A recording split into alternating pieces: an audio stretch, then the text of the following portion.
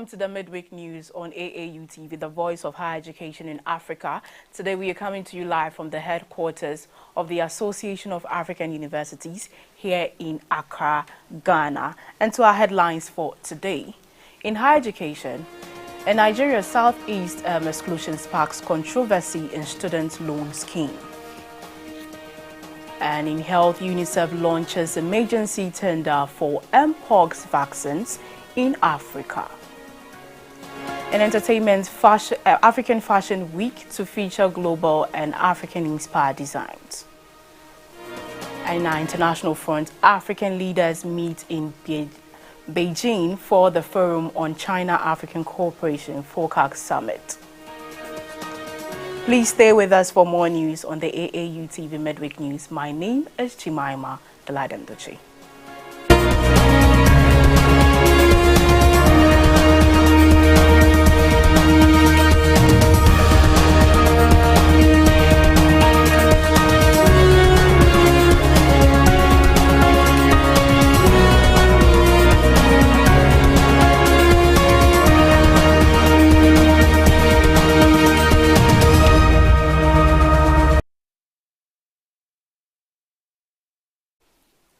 Welcome back from the break and to our higher education story. President Bola Tinubu's Student Loan Initiative, launched just 3 months ago, is facing backlash as students from Nigeria's Southeast region accuse the scheme of excluding them from its benefit. The controversy erupted after the Nigerian Education Loan Fund, NELFund, released a list of institutions where loans have been disbursed, revealing that no students from the Southeast were included. This has led to widespread allegations of discrimination and marginalization, with students and social media influencers from the region voicing their outrage. NELFund, over 2.9 billion naira, approximately $1.8 million, has been disbursed to around 27,000 students across 19 institutions since the scheme's launch in May.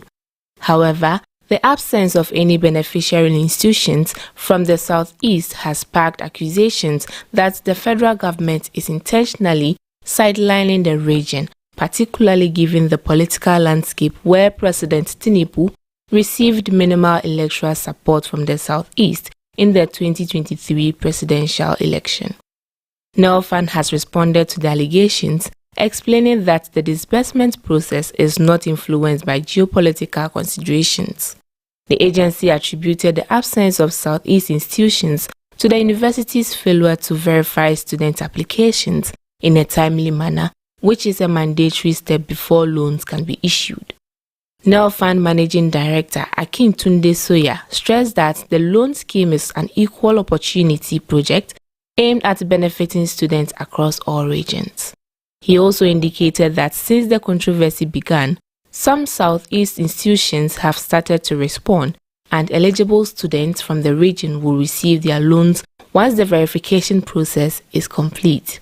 Soya further noted that institutions delaying their student access to the loans may be reported to relevant regulatory bodies to ensure compliance.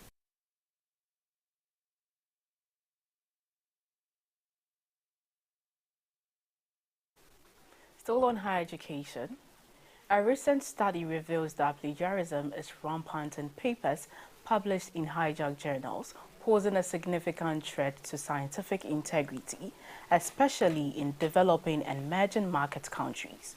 These fraudulent journals, which clone legitimate academic journals, have been a growing concern in the academic community.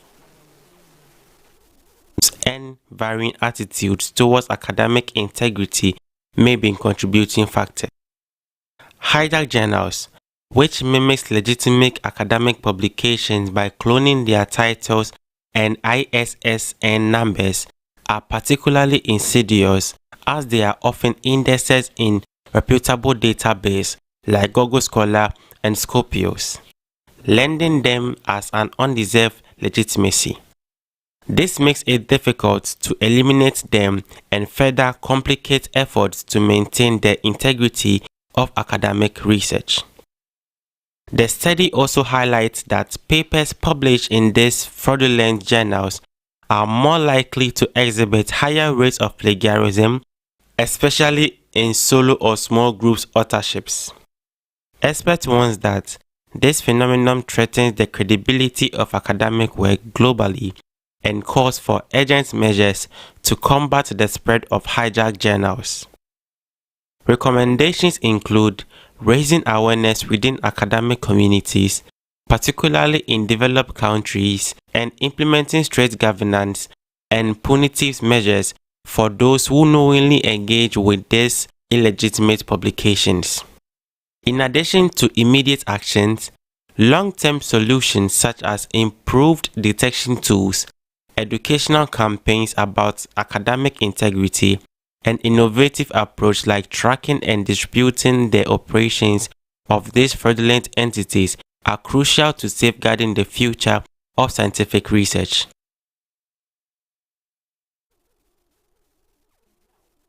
United Nations International Children's Emergency Fund, UNICEF, has launched an emergency tender for the procurement of Mpox vaccines to combat the escalating outbreak across Africa, which has been declared a public health emergency both in the Africa Centers for Disease Control and Prevention, Africa CDC, and the World Health Organization, WHO. The initiative, in collaboration with Africa CDC, Gavi, the Vaccine Alliance, and WHO, aims to secure vaccines for the most affected regions, including the Democratic Republic of the Congo, DRC, where over 18,000 suspected cases and 629 deaths has been reported this year. The tender is designed to facilitate rapid procurement and distribution of vaccines, focusing on securing donations from existing stockpiles in high-income countries. UNICEF's Director of Supply Division, Leila Pakala, emphasized the urgent need for a universal and transparent allocation mechanism to ensure equitable access.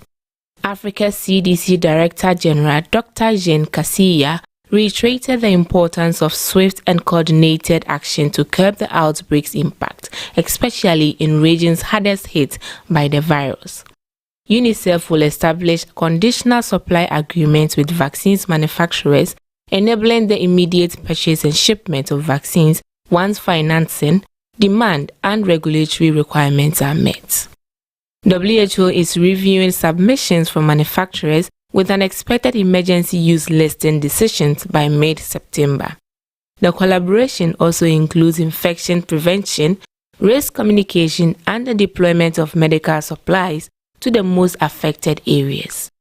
Meanwhile, at an emergency conference in Kinshasa, African scientists, including Liberia's Director General of the National Public Health Institute, Dr. Dogwe Christopher Nyan, are discussing the outbreak's epidemiology and the importance of biomolecular research in tackling the virus. Liberia has heightened its preparedness and response systems to prevent the spread of Mpox, though it has not been severely impacted yet.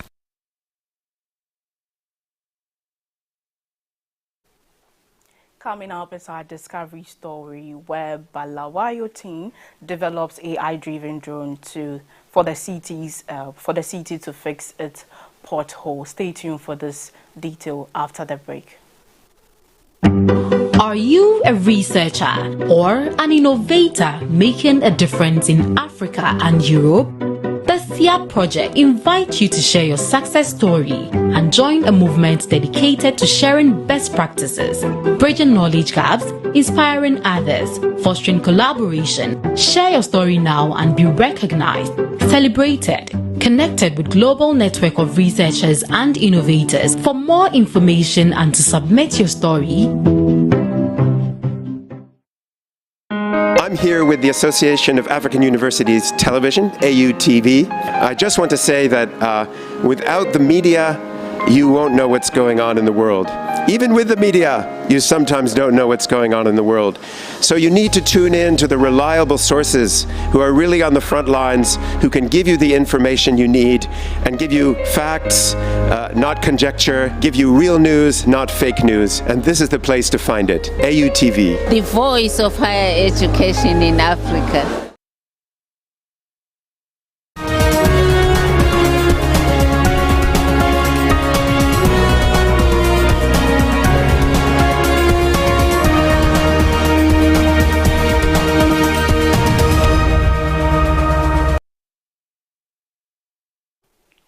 Welcome back from the break and to our discovery story. Rahil Bavan, an 18-year-old student from Christian Brothers College, CBC, in Bulawayo, has created an innovative drone equipped with a machine learning algorithm to detect the map potholes for repair. This groundbreaking project, born out of a deep concern for the city's ongoing infrastructure challenges, has the potential to revolutionize road maintenance and urban management in Zimbabwe. Bavan drones autonomously scans road surfaces, identifies potholes in real time, and collects data that helps prioritize repairs based on the severity and frequency of the damage. The information is then transmitted to local authorities, enabling a more efficient allocation of resources and potentially reducing long-term maintenance costs. Despite the difficulties faced during development, including security specialized drone parts and obtaining a flying license, Bavan's determination has driven him to continue refining the technology for broader use. Bavan's initiative is especially timely given the widespread potholes issues that plagues Bularo roads, often leading to vehicles damage and increased accident risk. By utilizing his drones, Bavan aims to provide a scalable solution that could be implemented across Zimbabwe, improving road safety and infrastructure management on a national scale. His school has lauded its efforts, emphasizing the project's innovation and its significant potential impact on urban infrastructure. Bavan is now looking into ways to further enhance the drone's capabilities, including integrating additional sensors for more detailed analysis and exploring partnerships that could see the technology adapted by other municipalities across the country.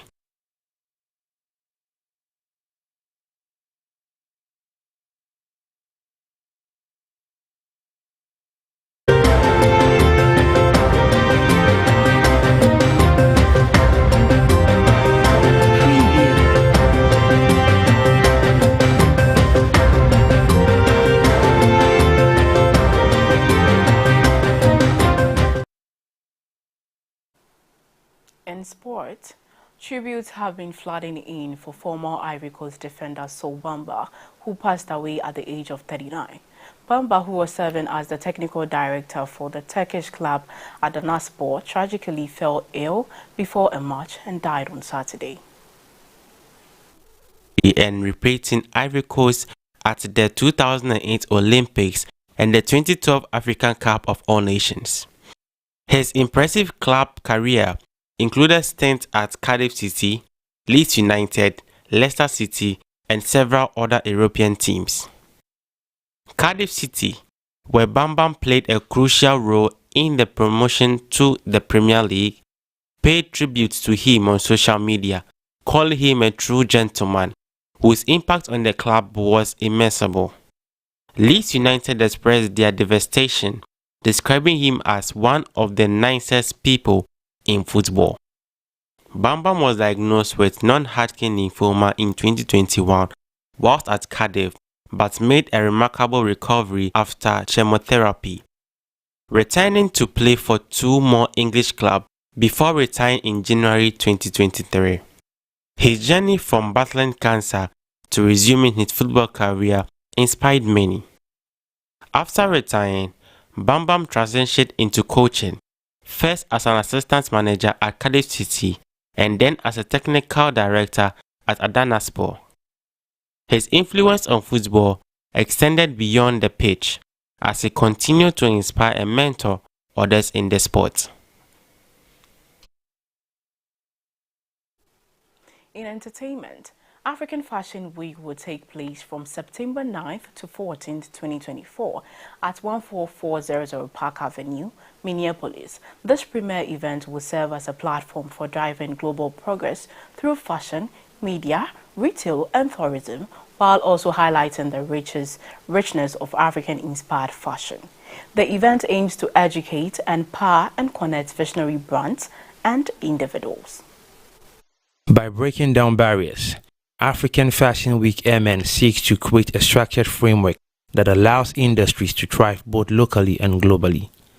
This year's focus will be on promoting textile imports into Minnesota and fostering collaborations between local designers and their African counterparts. These initiatives are designed to strengthen the connection between Minnesota and Africa, particularly in the fashion industry. According to the event organizers, the vision is to enhance public appreciation of African fashion and arts through fashion shows and networking events. The event provides a unique platform to empower and promote African-inspired fashion on a global scale. A diverse group of fashion designers will showcase their work, including Carl Winston, Zaya Couture, Dazel LLC, Princess Flo Boutique, Obioma, and Corazon Clothing. Other notable names include Shexclusive, House of Coupe, Dedicated by Slay, Baddest, and Ghana Global Business, among others. As the African Fashion Week Airmen approaches, the event promises to be a celebration of creativity and cultural exchange, uniting designers and audiences from across the globe. This year's event is expected to leave a lasting impact on the fashion landscape, both in Minnesota and beyond.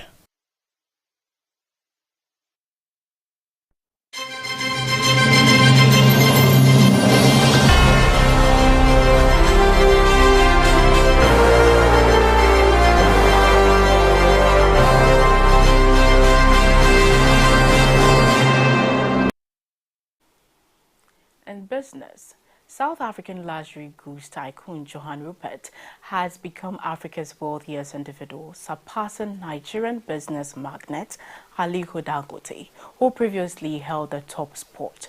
Rupert's rise comes as Dangote's wealth faces a decline due to challenging economic conditions in Nigeria. Rupert, 74, controls Sia Financier Richmond, the world's largest luxury watchmaker, through a family trust. Dangote, the head of Dangote Group, has seen a decrease of $1.69 billion in his worth this year. Dangote's wealth is primarily linked to his 86% stake in Dangote Cement, a publicly traded company.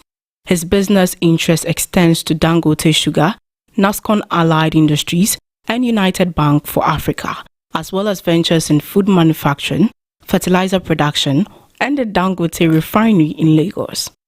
The economic challenges in Nigeria have had a significant impact on Dangote's business empire, leading to the drop in his net worth. Meanwhile, Rupert's luxury brands continue to thrive globally, solidifying his position as Africa's richest person. In the latest rankings, South African billionaire Nikki Oppenheimer follows Rupert with a net worth of $11.3 billion. Egyptian businessman Nassef Sereres holds fourth place with $9.37 billion, and South African investor Nati Cash rounds out the top 5 with $9.14 billion.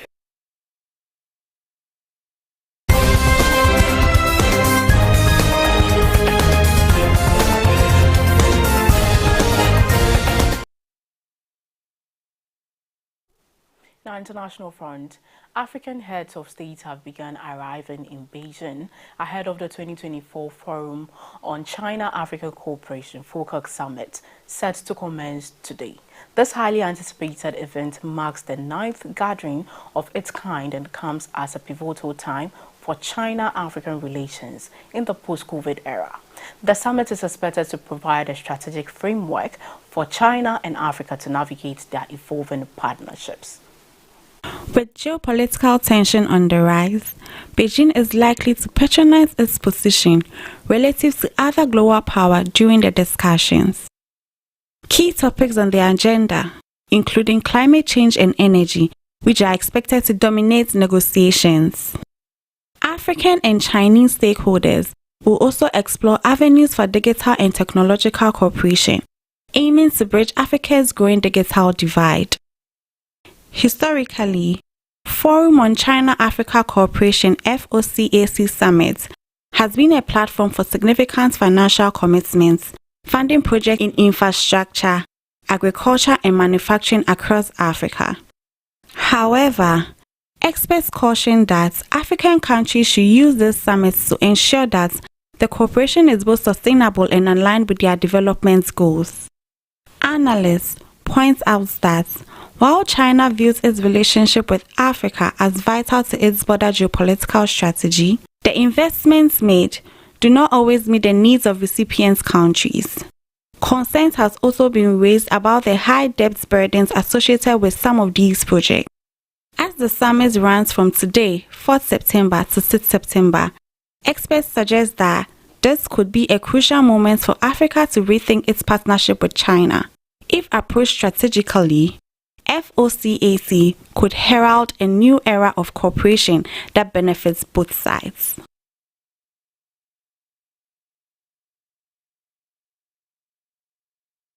I'll thank you for staying with us, and let's take a quick recap of our top stories. In education, in Nigeria, Southeast exclusion sparks controversy and students' loan scheme. And in health, UNICEF launches emergency tender for mpox in Africa. And in entertainment, African Fashion Week to feature global and Africa-inspired designs. And international African leaders meet in Beijing for the Forum on China-Africa Cooperation Focus Summit. Thanks for sticking with us on the Midweek News on AAU TV. You can also get interactive with us on our various social media platforms, Association of African Universities on Facebook and YouTube. My name is Jemima, Deladem Dotsey. Have a lovely day.